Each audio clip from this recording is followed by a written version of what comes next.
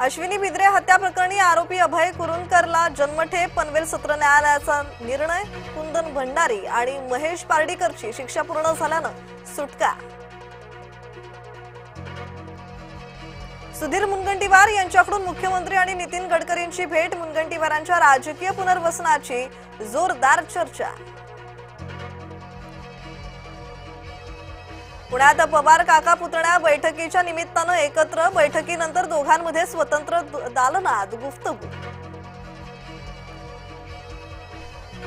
भारतात निवडणुकीवेळी आयोगाशी तडजोड केली जाते. अमेरिकेतून राहुल गांधींचा गंभीर आरोप. राहुल गांधींचं डोकं फिरलंय. देशाची बदनामी थांबवावी, फडणवीसांचं प्रत्युत्तर.